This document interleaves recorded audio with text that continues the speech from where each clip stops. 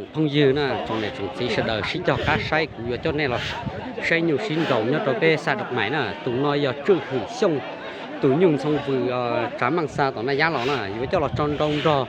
thông dư giống trả lâu tụi bé nó nè ô tụi nó hay tiền của tôi xin chỉ rồi nhớ tôi tỏ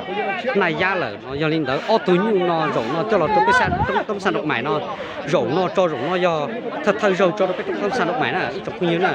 trong này chúng chỉ sẽ là xin cho cá say này có như nó do tí cho như một con bé xin trong một cái số cản sư nhon rau là giờ chúng nó khó lỗi dễ xin à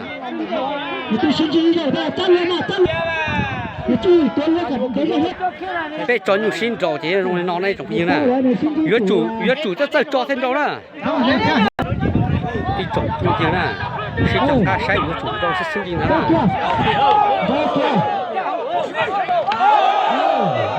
cho tại rồi công nhân cũng trả tụi nó chỉ dùng chỉ này cũng như là sẽ được sẽ là cái công nhân cũng trả tụi nó đâu cũng tiền là đâu cái cũ đó đâu cái cũ một to tại rồi đó đấy tận cho lấy một rồi đó có nhiều cũng tạm mà xỉu nó đó ôi châu chỗ ốc cũng gồm cũng to ở kia nó đó chó nhung thôi giờ chó nhung đâu rong sướng mà cũng đóng bền trong cái sọc cắn à trong cái gì nè cho nên là say tụi này phun dùng trả tụi nè cà phê luôn rồi chưa trả chú là lúc xưa có qua nhiều xin đồ chỉ cái có chỉ cái cũ chứ bây nhiều xin đồ nè cho nên là say luôn nó nè chụp như nè tụi nó cùi tụi tao tờ nè